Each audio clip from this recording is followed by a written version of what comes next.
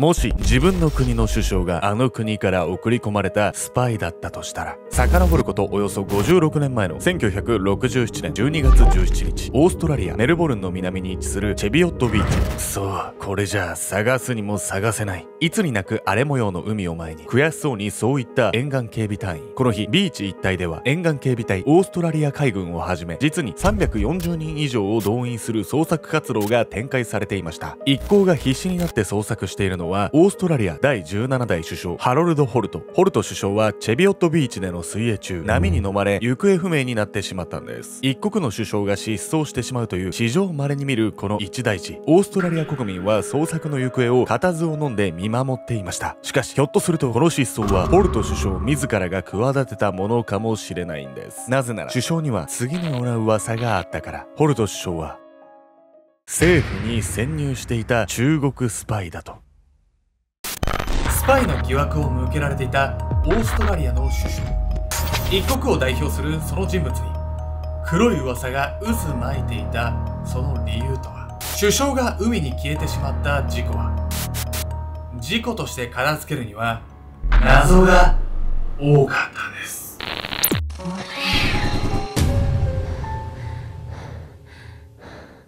おそす、先日中学生ぶりに福生七夕祭りに行ってみたいのペンちゃんです。織姫と彦星の織姫です。闇あみこです。彦星じゃないんだ。織姫思い出しました。中学生の時にトイレに織姫っていうさ、音がめっちゃ鳴る機械あったの思い出した。乙姫でしょ。乙姫だった。全然違った。本日ご紹介するのはオーストラリアの17代首相ハロルド・ホルト氏についてなんです。にわかには信じがたい話なんですけれども、このホルト、中国のスパイなんじゃないかという噂が立ってるんですよ。なわけないじゃない。そんなことあったらもうオーストラリアは中国にも牛耳られてるに決まってるじゃない。そうですね。普通に考えたらね、ありえないって思うじゃないですか。ではなんでこんな噂が流れ始めたのかっていうところなんですけど、それはこの首相がね、巻き込まれたある怪事件がきっかけだったんです。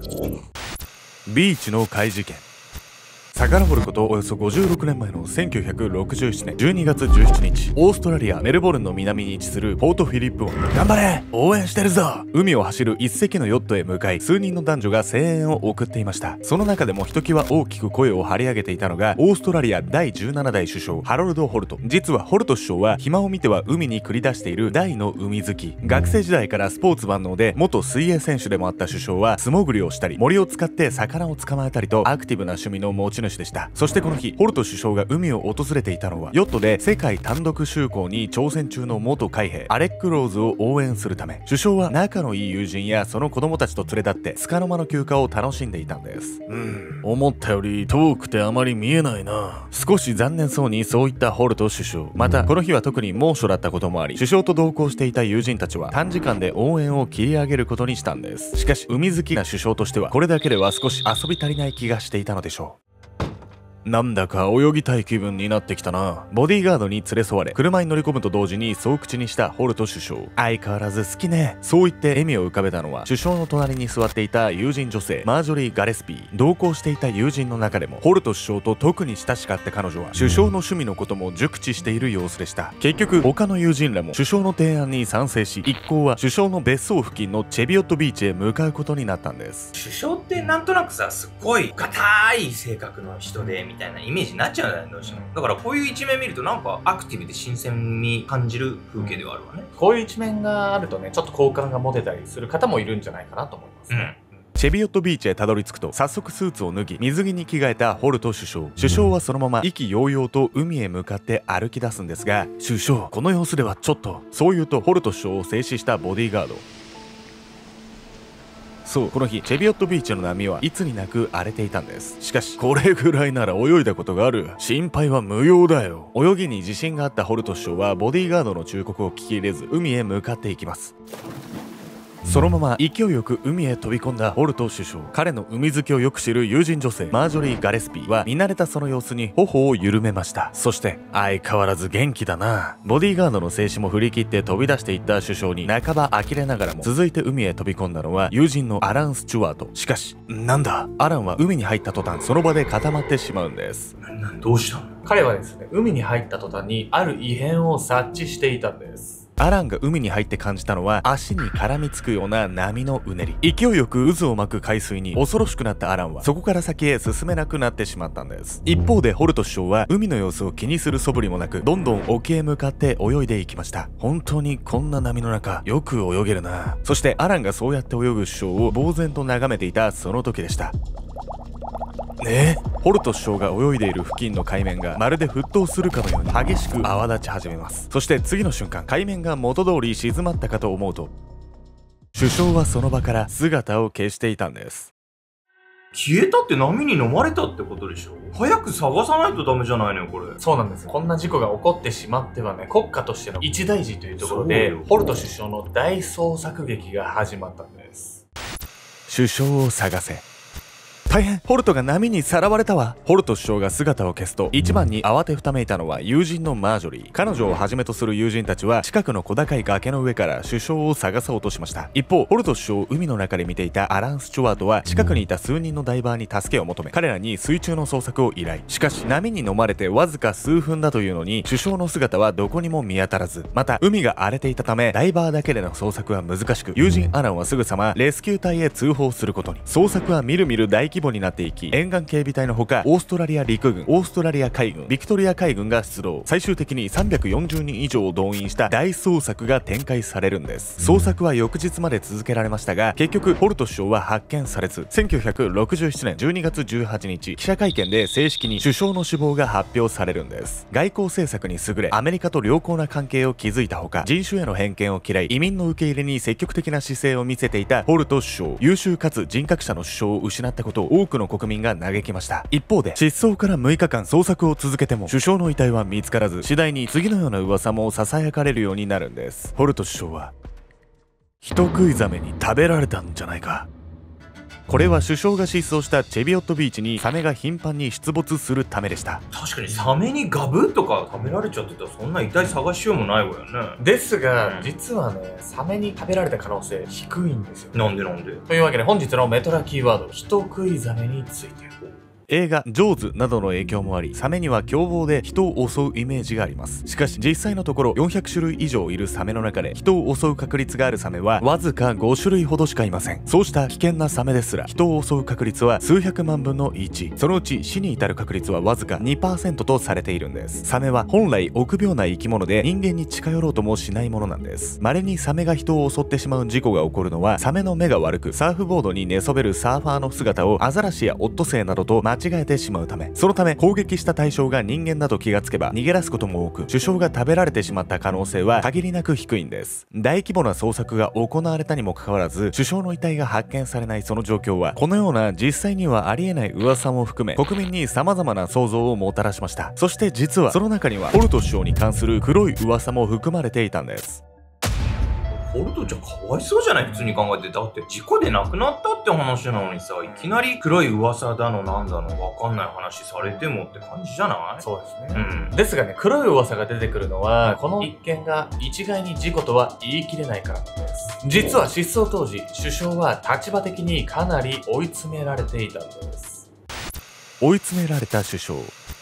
1966年1月、ハロルド・ホルトは57歳にしてオーストラリアの第17代首相に就任。27歳から国会議員を務め、要職を歴任した経歴から多くの国民が信頼を寄せている首相でした。そうやって鳴り物入りで首相に就任したホルト首相は、実はその立場における自身の悩みにより自ら荒れ狂う海へ身を投げたという説があるんです。ホルト首相が就任した際、課題となっていたのは激化の一途をたどっていたベトナム戦争に対しオーストラリアがどのような立場を示すのかということ。この件に関してホルト首相は同年6月にアメリカのジョンソン大統領と会談を行い、アメリカを支援する意思を示しました。そして年内に6000人の兵士をベトナム戦争に派遣することを決断するんです。すると、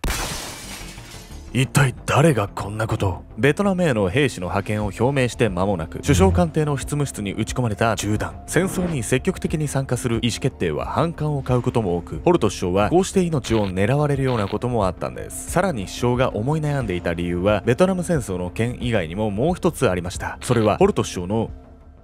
不倫問題。ホルト首相は執務室に銃弾が撃ち込まれた事件以来、周囲の進言もありボディーガードをつけるようになりました。そう、実は首相は元来ボディーガードをつけることを嫌っており、それは不倫の事実が周囲の関係者に知られてしまうのを避けるためだったとされているんです。首相の愛人は失踪当日にも一緒に海を訪れていたマージョリー・ガレスピー。首相は妻子のいる身でありながら彼女と愛人関係にあったんです。後に首相の不倫の噂はメディアを賑わせるようになり、ベトナム戦争の件も合わせて支持率が一気に低下。ホルト首相が海で失踪してしまったのはそうやって世論が荒れている最中のことでした。しかも事件の日、首相は肩の手術を受けたばかりで水泳のドクターストップがかけられていたといいます。体調が万全でないにもかかわらず荒れ模様の海に迷わず飛び込んだとすれば、自ら命を絶つためだったと考えられても無理はないんです。そんな危険な状態で泳いでたって聞かされたら、確かにその推測はあり得るかもって思っちゃうかも。しかしですね、首相は当日愛人とか友人を複数連れてきていてですね、到底自殺しようみたいな人の動きには思えないんですよ。そうね。そしてこの他にも首相に関する噂はまだまだあるんです。ホルト首相が自ら死を選んだという説が出回り始めると、ジャーナリストの間ではその他にも様々な憶測が飛び交うようになるんです。例えば首相が失踪した翌年の1968年、メルボルンの週刊誌サンデー・オブ・ザ・バーは次のような記事を発表しました。ホルト首相は CIA に暗殺された可能性がある。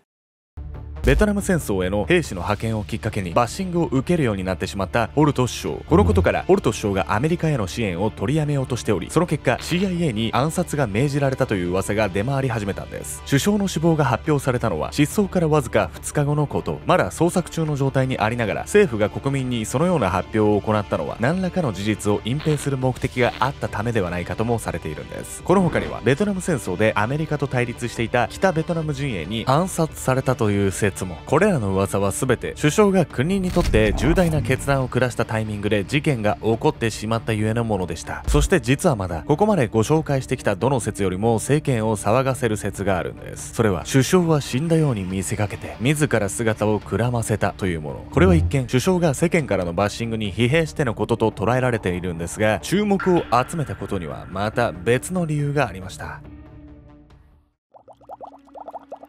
1967年12月17日、チェビオットビーチ沖を泳ぐさなか、まるで沸騰するかのように泡立った海面に一瞬にして飲み込まれてしまったホルト首相。その直後、荒れ狂う海面の下では一人のダイバーが首相の手を引いていた。ダイバーは首相を誘導するようにその手を引っ張り、海底を目指しどんどん進んでいく。その様子は一見して危機的状況に見えるが、ホルト首相の表情は至って落ち着いていた。そして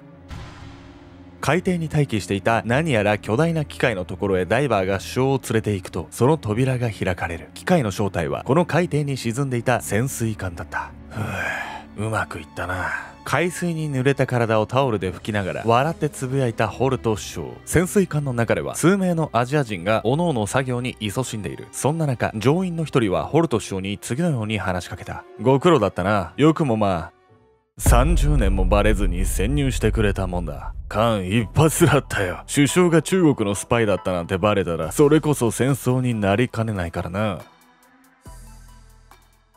首相は死んだように見せかけて自ら姿をくらませたという説がひときわ注目を集めた理由。それはホルト首相が一部の界隈から中国のスパイだと噂されていたためでした。首相はメルボルン大学時代、中国とオーストラリアの関係強化を主張する論文を発表したことがあります。その論文を目にした中国政府の関係者がホルト首相をスパイに勧誘。首相はその素性を隠し国会議員に当選し、実に30年以上中国本国へオーストラリア政府の内情を伝えていたという説があるんです。そして1967年、オーストラリア安全保障情報局言いづれなオーストラリア安全保障情報機構がホルト首相がスパイだと感づいたため、正体が暴かれる前に首相は中国へ亡命したとされるんです。ホルト首相が失踪する際、まるで沸騰しているかのように泡立っていた海面。その泡は海底で待機する逃亡用の潜水艦が発したものだったというんです。いやいや、死んだふりして潜水艦乗り込むなんてそもそもできるのかっていう話もあるし、ありえるそれ。俺も2回しかやったことない。でもね、潜水艦の説はほぼほぼありえないとされてはいるんですけどね。ポルト首相が中国のスパイだという説は1983年にイギリスのジャーナリストアンソニー・グレイが自身の著書首相はスパイだったの中で発表したもの。しかしいくつかの理由からこの説は誤りであると多方面から指摘されているんです。まずポルト首相が失踪した1967年当時の中国は毛沢東の文化大革命真っ只中の状況、国内は混乱を極めており、オーストラリアに潜水艦を送り込む余裕もなければ送り込める技術もなかったとされているんです。さらにそれほど深くないエリアに潜水艦を待機させることはほぼ不可能。こうした理由からポルト首相が中国に亡命したという説は当時の情勢的にも物理的にも無理のある話とされているんです。この噂に対しポルト首相の妻ザラ夫人は次のように言及しました。中国のスパイ？バカバカしい。彼は中華料理さえ食べようとしなかったのに。最終的には事件から38年後の2005年9月2日、ビクトリア州の検視官が次のような公式の見解を発表。首相は波にさらわれて死亡した。その他の説を裏付ける証拠や痕跡は一切発見されていません。首相という国を背負う立場と遺体が一切発見されていない事実から様々な噂が唱えられたポルト首相失踪事件。人は都市伝説的な話にロマンを覚えるものですが、それ以前に人が一人亡くなっていることの重みを忘れずにこうした事件に向き合っていきたいものです。